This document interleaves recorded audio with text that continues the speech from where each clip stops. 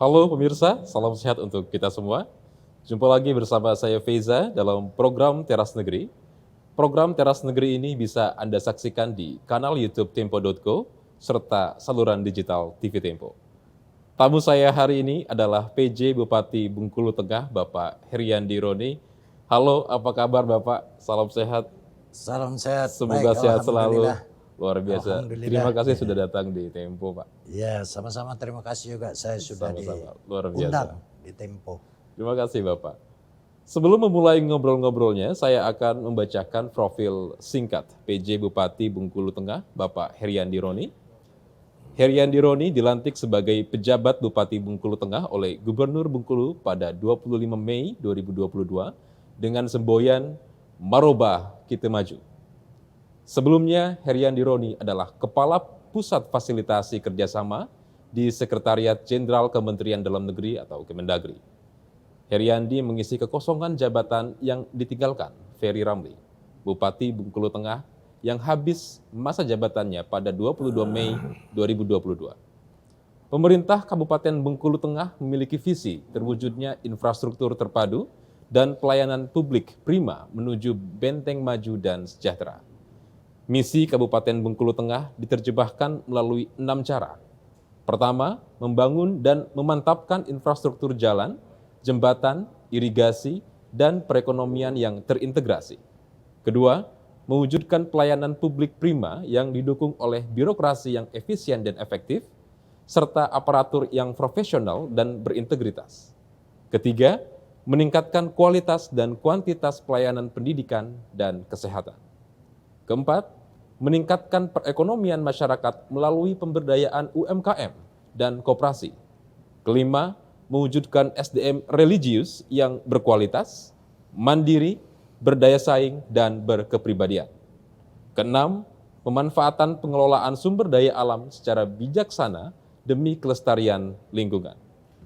Lalu, bagaimana strategi pemerintah Bengkulu Tengah dalam membangun kotanya? Langsung saja, kita berbincang dengan PJ Bupati Bengkulu Tengah, Bapak Heriandi Roni, untuk tahu lebih jauh programnya sebagai kepala daerah. Baik Bapak, terima kasih.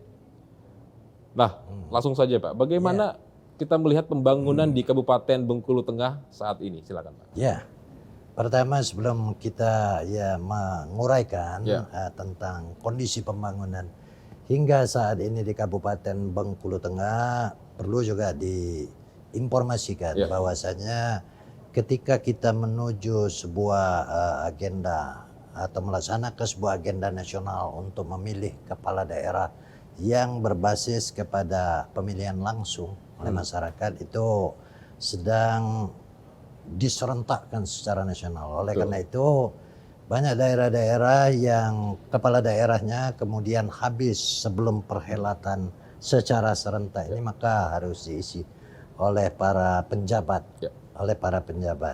Nah, saya juga termasuk salah satu dari penjabat yang ditugaskan untuk di Kabupaten Bengkulu Tengah.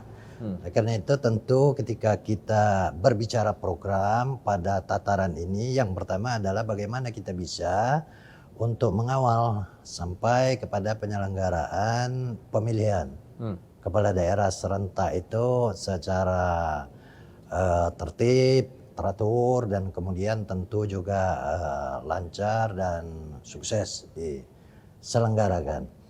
Dan dalam mengisi-ngisi waktu kekosongan tadi, pemilihan kepala daerah berbasiskan pemilihan langsung, itu juga aspek-aspek pemerintahan, pembangunan, kemasyarakatan harus tetap berjalan baik.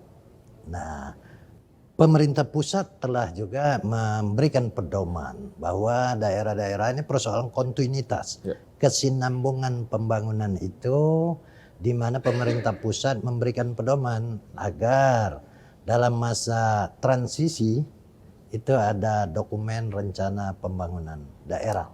Bertolak dari apa yang sudah atau pembangunan yang sudah berhasil dilaksanakan sampai pada masa transisi itu dan kontinuitasnya, kesinambungan. Nah, ya sampai saat ini tentu saja pelaksanaan gerak pembangunan di Kabupaten Bengkulu Tengah, khususnya sebagai salah satu kabupaten pemekaran di Provinsi Bengkulu, Dan ya di era kita melaksanakan otonomi daerah ini sudah berjalan dengan baik. Itu ditandai dengan berbagai indikator makro kalau kita mengukur melihat dari perspektif indikator makro, termasuk juga penurunan angka kemiskinan, peningkatan angka IPM, termasuk juga angka pengangguran yang tentu saja ini kita bersama-sama dengan pemerintah seluruh jajaran itu untuk tetap bagaimana target-target secara makro itu bisa terus kita lampaui gitu.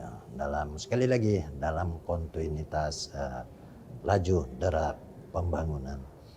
Kalau secara fisikly sebagai sebuah kabupaten pemekaran dalam usia yang ke depan nih memasuki 15 tahun, saya kira infrastruktur yang terbangun itu sudah cukup baik, termasuk juga kawasan perkantoran, termasuk infrastruktur jalan, jembatan, kemudian juga infrastruktur ekonomi yang menunjang daya dukung ekonomi kabupaten dan daya dukung ekonomi masyarakat, apakah itu irigasi, apakah itu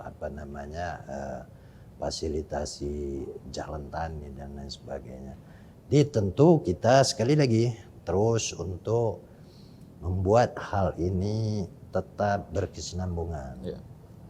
Capaian demi capaian sesuai dengan target dan ukuran bisa kita lampaui. Itu Mas Beza. Jadi konektivitas, sustainabilitas dalam pembangunan itu menjadi sustainability itu menjadi kata kunci. Betul. Continuity-nya menjadi juga salah satu kata kunci yang kita ya coba lakukan dalam masa pengisian kekosongan, masa jabatan. Pemerintahan juga harus berjalan dengan baik. Maka ya itu kalau core daripada pemerintahan ini kita melihat sebagai sebuah sistem yang di dalamnya ada terdiri beberapa aspek, artinya penyelenggaraannya, aspek pemerintahan, aspek pembangunan, aspek kemasyarakatan, semua ya harus dengan pendekatan-pendekatan yang tetap ajak kita harus lakukan. Itu. Setuju sekali Pak Rode. Selanjutnya Pak, program kerja apa yang telah terlaksana untuk memajukan Kabupaten Bengkulu Tengah, Pak?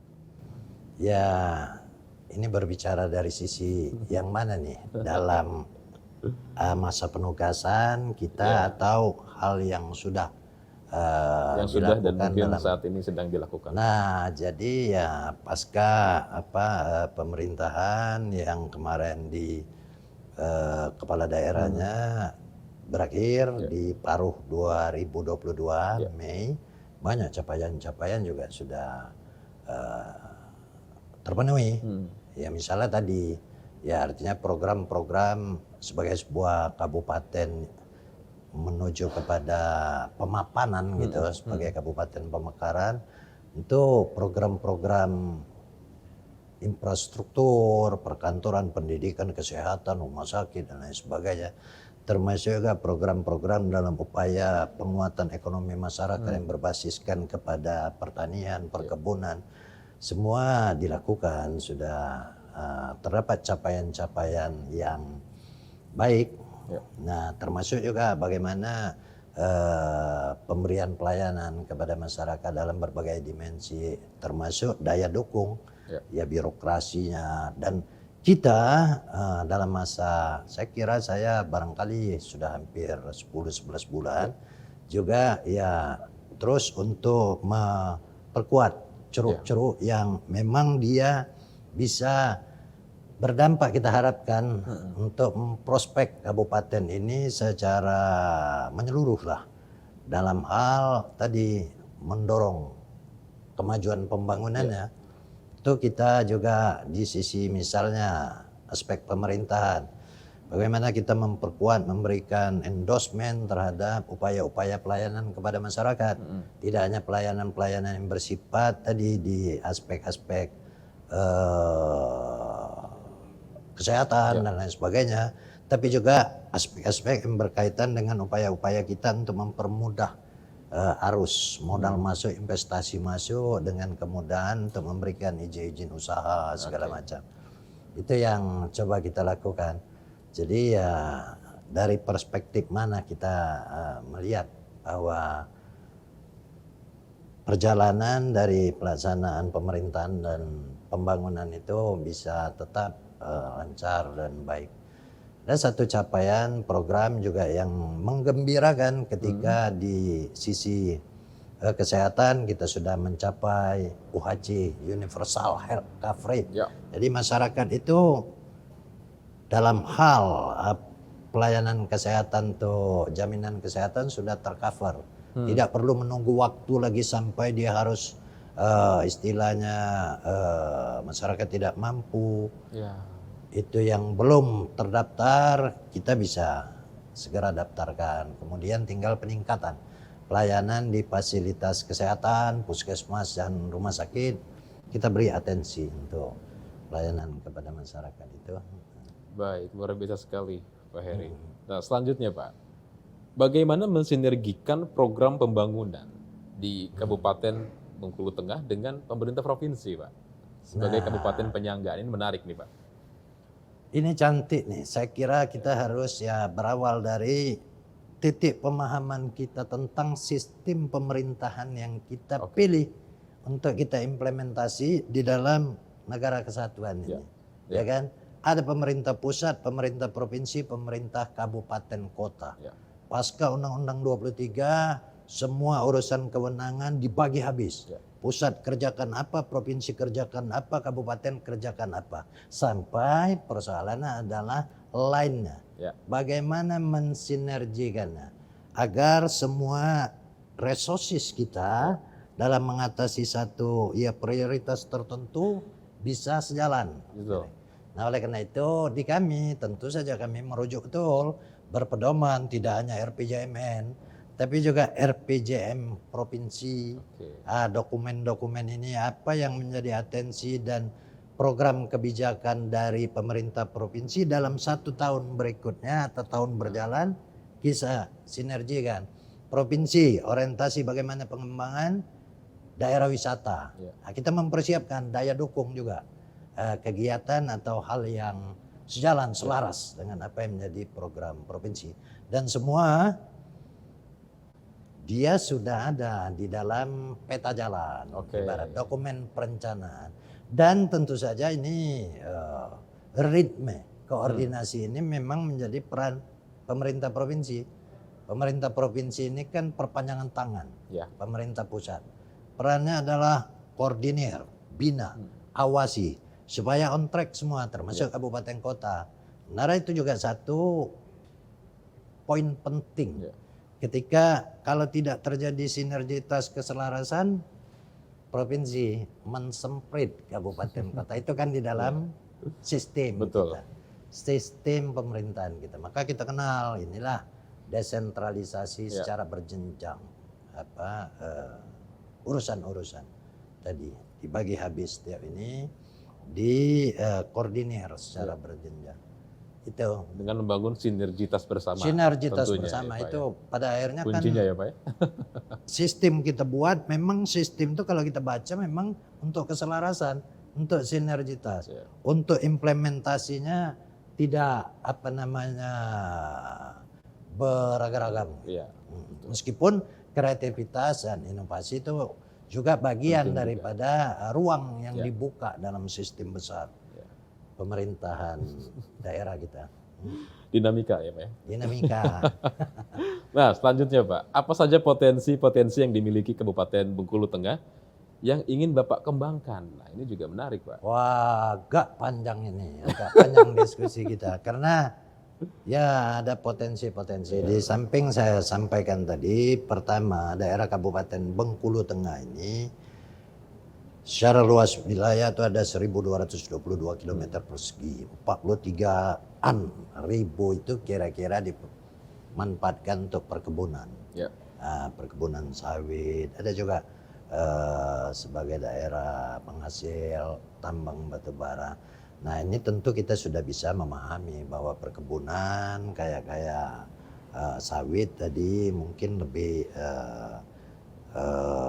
pengolahan usaha yang berbasis kepada modal. Bahkan ada juga ya petani-petani sawit kita, petani swadaya dan lain sebagainya. Itu kita berbicara juga potensi-potensi lainnya. Ada juga ya sebagai daerah perkebunan tentu banyak juga hortikultura. Seperti di kami itu ya umpamanya ada durian yang mantap itu. Nah, durian, ada juga apa namanya jeruk kalamansi. Seperti durian itu kita juga coba untuk potensi ini terus kita sentuh, kita gali ya, baik itu melalui festival durian, tidak hanya memperkenalkan kepada masyarakat khususnya di kabupaten itu sudah tentu memahami, provinsi, regional, daerah tetangga segala macam. Bahkan dengan media-media sekarang dia bisa terpublikasi secara luas bahwa ya salah satu potensi tanaman yang ada di Bengkulu Tengah itu adalah durian. Ketika festival itu kita coba untuk menemukan durian-durian terbaik. Kan terkenal sekali durian tembaga dalam festival itu. Tentu saja ya hal demikian ini tadi tidak hanya kita memperkenalkan, tapi juga barangkali ada peminat-peminat yang mulai tertarik berdatangan. Bagaimana untuk ya mengolah tadi. Nah itu. Tapi ya sementara itu baru pertama kita lakukan. Kita harapkan nanti dia juga sustain hal-hal seperti itu. Nah, itu dari sisi hortikultura termasuk kalamansi juga. Kalamansi ini bahkan juga kami jeruk kalamansi. Bagusnya ini jeruk bagus ini dia. Saya personal sering minum pagi dengan kopi itu ada kesegaran minum jeruk kalamansi. Itu pengalaman saya. Tapi dari hulu juga kami sudah coba untuk menjaga ini, mengkeep ini, sehingga kami melalui Kementerian Hukum dan HAM berusaha untuk pertama mensertifikatkan sebagai identitas geografis Kabupaten Bengkulu Tengah, sehingga nanti sudah diketahui. Nah, ketika kalamansi ini ya berkembang, saya tahu bahwa memang daerah asal muasalnya adalah di Kabupaten Bengkulu Tengah. Ini juga kami ya tentu dengan beberapa strategi dari tadi hulu ke hilirnya nanti kita coba untuk bagaimana mempersiapkan lebih lagi pengolahannya, pengemasannya, kemudian perluasan masyarakat yang ikut di dalam lingkaran pengolahan itu.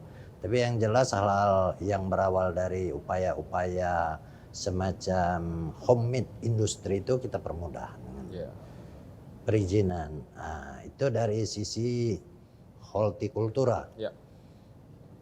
Mas Faiza tentu juga mungkin sudah pernah ke Bengkulu. Saya belum, Pak, kebetulan. Bisa tergambar, Bengkulu ini adalah satu provinsi dari pantai barat yang membujur sepanjang pantai barat itu. Jadi dia memang daerah pantai, tapi agak ke dalam juga ada daerah perbukitan. Nah, dengan anugerah yang diberikan demikian, ya tentu kita juga mungkin bisa berimajinasi keindahan-keindahan tidak hanya di wilayah pantai. Bengkulu Tengah itu kalau saya tidak salah ada garis pantai sekitar ya barangkali ya puluhan gitu, 21 km. Tentu ada juga potensi kami itu untuk pariwisata di sana Sungai Suci. Seiring dengan daerah-daerah yang lebih ke dalam itu kawasan perbukitan, banyak air terjun yang indah-indah juga, air terjun. Lengkap dan ya, Pak, dan kawasan-kawasan yang punya karakteristik untuk adventure. Maka kami buat juga misalnya desa Penembang. Nah, itu festival pariwisata di desa itu kita undang komunitas-komunitas penjelajah. Nah, ya nanti mudah-mudahan dia terpublikasi. Nah, penjelajah yang naik 5 bukit gitu. Nah, saya pernah menaikin ini 2 bukit saya sudah habis. Rasanya ya pada seru berarti ya, Pak. Seru itu. Adrenalin terpacu. Jadi, adrenalin cukup terpacu, naik bukit, turun di antara rute itu kemudian menyeberangi sungai. Saya kira itulah anugerah keindahan di negeri kita di Indonesia ini sebagai ya beautiful country gitu. Luar biasa. Salah satunya ada di Provinsi Bengkulu dan bagiannya ada di Bengkulu Bengkulu Tengah. Tengah. Jadi artinya banyak yang bisa kita jelajah. Ya. Termasuk air terjun ada di Rindu Hati juga. Apa lekuk aliran sungai itu dengan batuan-batuan ya itulah yang memang kita juga mendorong mempromosikan ini, termasuk juga mensosialisasi, menawarkan ya masyarakat kita menawarkan masyarakat seputar lokal, regional, provinsi tetangga, kabupaten tetangga.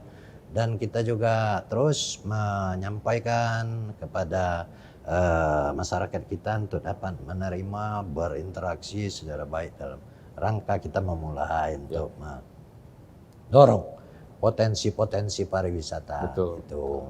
Itulah kira-kira ya core dari potensi yang tentu banyak juga potensi-potensi lain yang ada yang coba kita prospek ke depan. Terus Masuk dikembangkan potensi ya, Pak. untuk UMKM ya kan, tanaman bambu bagaimana nanti melahirkan produk-produk bambu, termasuk juga ya potensi-potensi yang ada di masyarakat, pengembangan kerajinan batik.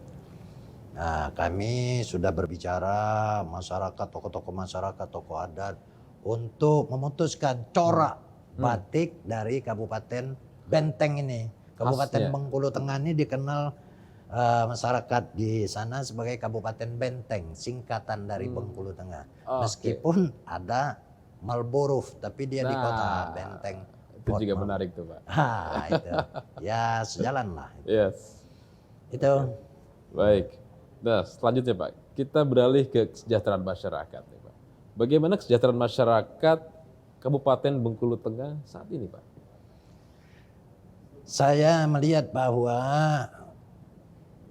dari ukuran-ukuran, misalnya soal angka kemiskinan yang terus juga ini mengalami penurunan, termasuk juga kami yang cukup membanggakan, memperlihatkan tidak hanya ya kinerja-kinerja di perangkat daerah juga dalam mengatasi berbagai persoalan, termasuk itu juga cerminan dari misalnya turunnya angka stunting, betul, kemudian IPM yang naik, termasuk kemampuan masyarakat membelanjakan pengeluaran per kapita. Nah, jadi ya tentu dari situ kita melihat hal-hal yang positif. Lihat bagaimana, termasuk tidak hanya kita berbicara soal kesejahteraan ini dari capaian-capaian masyarakat tiap segmen. Tapi juga gap, ini juga kita perlu untuk menjaga supaya ada kemerataan lah. Yang dilihat dari indeks Gini gitu. Ada ya penurunan angka yang sebelumnya dari sekitar 0,25 turun 1 digit. 0,24 dari ini. Artinya ya perlahan dia mulai ada pemerataan lah dari kesejahteraan di masyarakat Kabupaten Bengkulu Tengah, Mas Peza. Oke, jadi indikator-indikator tadi menjadi cerminan ya Pak? Menjadi cerminan, tapi secara kasat juga saya melihat Kabupaten Bengkulu Tengah ini adalah satu daerah yang dia bisa dikatakan sebagai lintasan dari beberapa daerah lainnya. Misalnya dari Provinsi Bengkulu mau ke Sumatera Selatan. Nah itu ada di poros kabupaten, jalan poros kabupaten itu nampak juga ada geliat-geliat pembangunan yang sedang cukup gencar dilakukan oleh masyarakat. Ini kan sebagai tanda yang kita lihat. Potret. Potret. Betul sekali. Nah terakhir Pak, bagaimana persiapan Bengkulu Tengah dalam tahapan pemilu serentak 2024 tahun depan? Nah, silakan. Kita balik lagi ke cerita awal tadi. Pada prinsipnya ya tentu kita program itu adalah juga salah satu bagaimana kita mengawal penyelenggaraan pemilu termasuk juga pilkada. Pemilu itu kan rejim penyelenggaraannya nasional, termasuk artinya dari sisi anggaran untuk pilpres dan pileg. Nah nanti kita juga ada bagian menjadi porsi provinsi, kabupaten, kota, pilkada. Artinya pilkada nanti harus ditopang, didukung dengan anggaran dari provinsi, kabupaten, kota. Nah, kita sharing karena ini sudah amanat kan dengan provinsi. Bagaimana penyelenggaraan ini, kebutuhan-kebutuhan dan lain sebagainya. Nah, pertanyaannya juga tidak hanya persoalan anggaran. Bagaimana juga kita mendukung dari aspek-aspek lainnya. Termasuk di kita di kabupaten itu, ya insya Allah di tahun ini mobilitas. Karena dia nanti unit-unit wilayah terdepan itu adalah di desa-desa. Sehingga mobilitas pimpinan desa, kepala desa ini juga kita dorong dulu, kita dukung dulu. Maka ya salah satunya kita sediakan kendaraan dinas roda 2 yang baru gitu. Karena kita lihat nih mobilitas yang lama nih cukup sudah old ya. Nah, kemudian juga ya nanti di seputar TPS itu dukungan Linmas ini semua itu tentu menjadi berarti. Nah, oleh karena itu juga program-program edukasi kepada Linmas termasuk penyeragaman ini semua juga kita siapkan. Nah, penyelenggara sendiri ya supaya mereka nyaman, enak. Ada hal-hal yang mereka butuhkan, misalnya terkait dengan sekretariat, terkait dengan akses menuju kantor penyelenggara KPU dalam hal ini. Kita lakukan perbaikan. Itu prinsipnya kita sangat mendukung lah sepenuhnya untuk penyelenggaraan pemilu dan pilkada. Nah, ini sebenarnya secara baru ini. Bahwa kita menyatukan dalam 1 tahun yang sama penyelenggaraan pemilihan para pimpinan kita termasuk di presiden, wakil presiden, kemudian di legislatif sampai di pusat daerah sampai kepada pimpinan eksekutif daerah dalam pengertian bahwa kepala-kepala daerah provinsi, kabupaten, kota. Ini kan satu ya kebijakan baru yang kita dukung bersama. Itu. Betul, luar biasa sekali. Baik, Pak Heri, kita sudah ada di penghujung acara. Tidak terasa, saya ingin mempersilahkan kepada Bapak untuk memberikan pernyataan penutup atau closing statement sebagai PJ Bupati untuk kemajuan Bengkulu Tengah. Silahkan, Pak Heri. Ya, maju tidaknya satu daerah, di samping dia memang tadi sangat diwarnai oleh resources lokal, SDA, SDM, akan tetapi juga sangat diwarnai oleh bagaimana kita membuka diri. Era sekarang ini kan era keterbukaan, maka berbagai ragam kolaborasi kerjasama merupakan salah satu cara penting juga. Nah, tapi ini semua harus kita bangun, harus kita lalui, harus kita laksanakan dalam rangka untuk memperkuat laju atau langkah kita untuk menempuh pembangunan tahap demi tahap. Itu saya kira yang ini. Jadi ya semua pelaku termasuk semua stakeholder di daerah khususnya, ya kalau kami di Bengkulu Tengah itu baik dari sisi aparatur, masyarakat, kemudian juga seluruh lah stakeholder, pengusaha, pekerja segala macam ya bahu-membahu melihat bagaimana orientasi pembangunan ini tahap demi tahap dapat kita tempuh, kita lalui. Itu semoga lancar, Pak. Semoga lancar, amin. Amin. Luar biasa sekali. Pemirsa, Teras Negeri akan kembali berbincang dengan sejumlah kepala daerah yang banyak memberikan inspirasi untuk kemajuan negeri. Saya Feza beserta kru yang bertugas pamit undur diri dan sampai jumpa.